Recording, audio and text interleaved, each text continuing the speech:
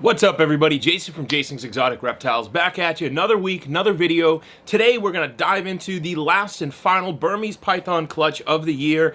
I'm excited about this one. I kind of pre-recorded this, but I want to dive into it, and there's a lot of really good information in it. So if you're kind of watching, it's a lot of video of me cutting eggs with my hands, but listen to what I'm saying because it's going to give you a lot of good stuff about how to incubate, what I do, when I cut, all this good stuff. So let's dive right into it.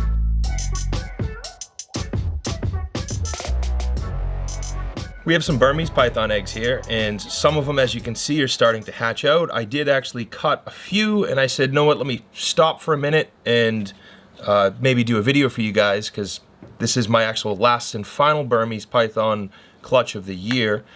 This one you can see is out and feisty, all riled up. The pairing on this was a Hypo that is, I'll have to again check the hets, but I believe it is a Het Granite, Carmel, Albino, and Labyrinth, to a albino Het Granite. So it was actually a possible het, so that's a Hypo possible times those 4 hets that I mentioned. You can see some of these have started to come out. There's a few that I haven't cut yet. So in theory, assuming I stop getting bit, this guy is all fired up. Let's kind of just move him for a minute, calm him down.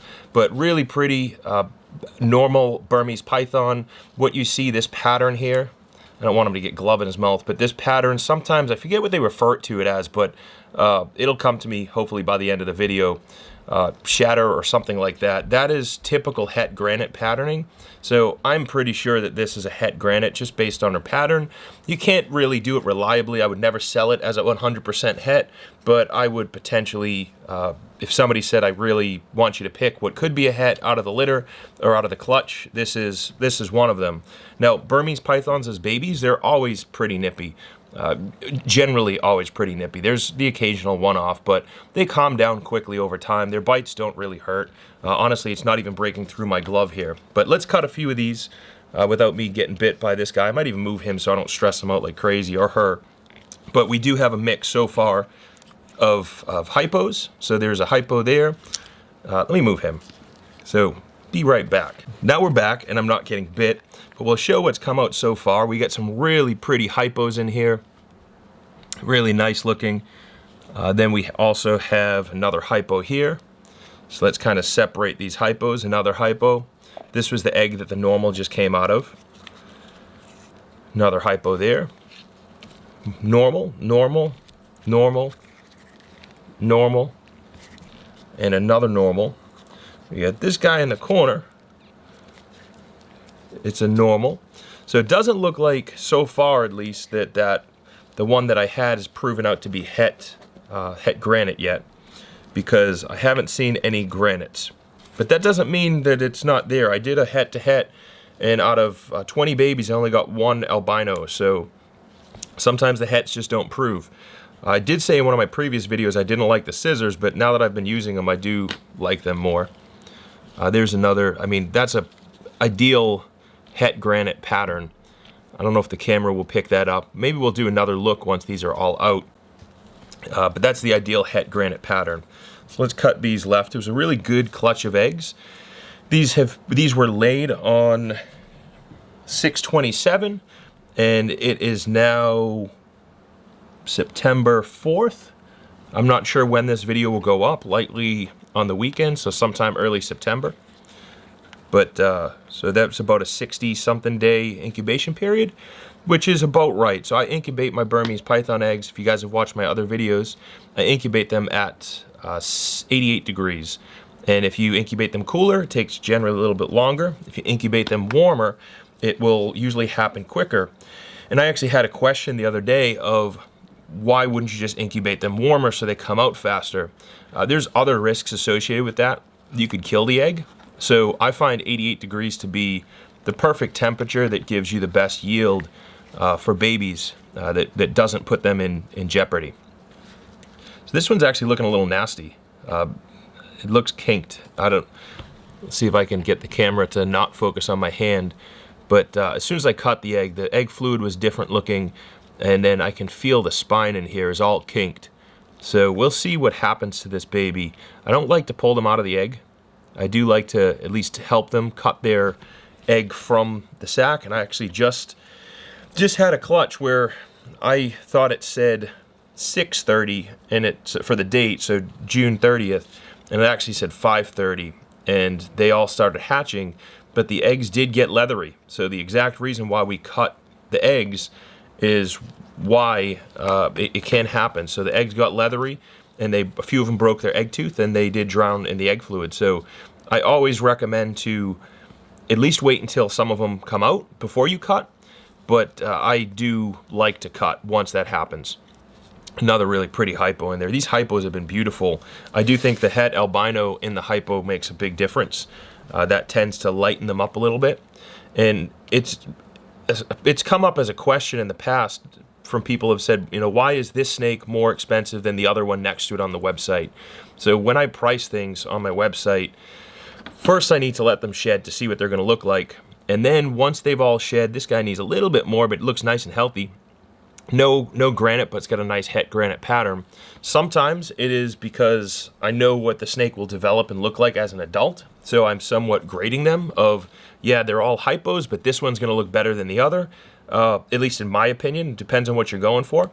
Or some of them might be, there could be very visible hets. So there might be one in here that is probably not het granite, and there's one that is like the ideal het granite. Something I can't guarantee, but some certainly look more het granite than others. And this is another really pretty hypo in there. So that's how I generally grade them and price them, is what they're going to potentially look like as adults and what their potential possible hets are in there. So if it's a real strong possible het, I'll probably, you know, make that one $25 more. Nothing huge because I can't guarantee, but these are all 100% het albino.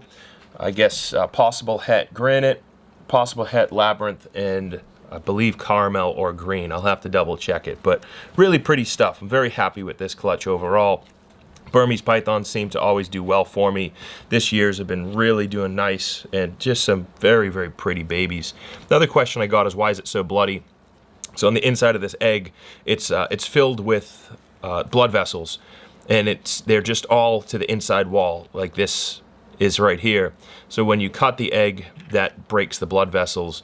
Doesn't harm the snake unless you do that early, but at this phase where they're still in the egg and hatching, there's no harm. This little guy's cute. He's just poking his head out, or girl, whatever. She was just poking his or her head out, just checking out the world for the first time. I mean, Burmese pythons are pretty awesome.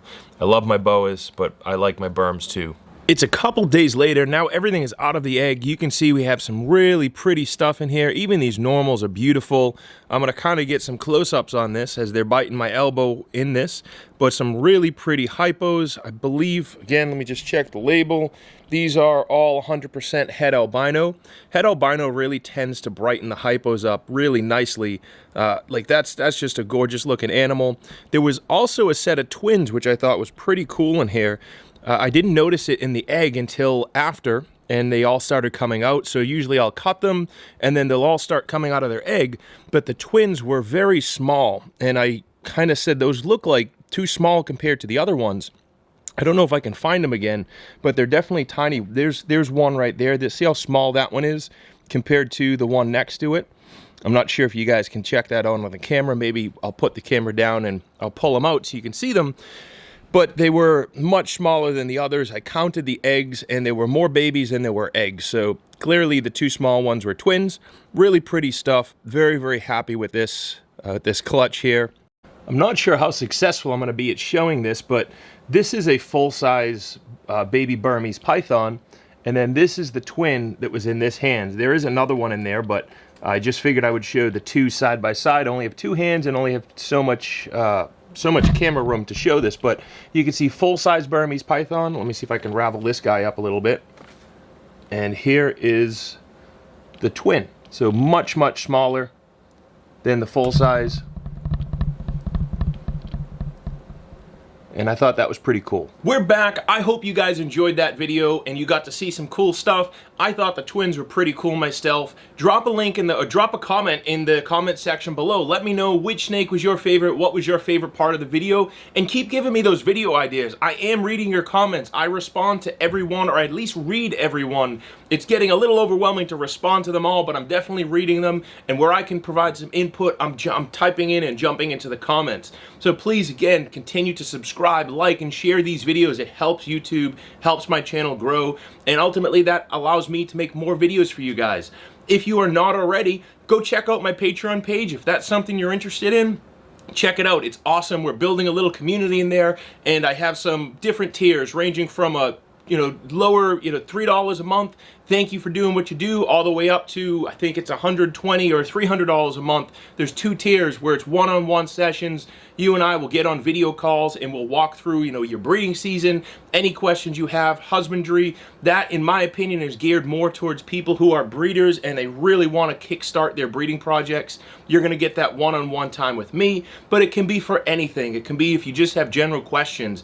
It's just a general support of this channel, and it's your education, learning how to do what we're doing, business insights, all that stuff. So with all that said, again, I appreciate you guys watching this video. Hopefully you liked it. Keep giving me those video suggestions, and until next week, let's keep it moving.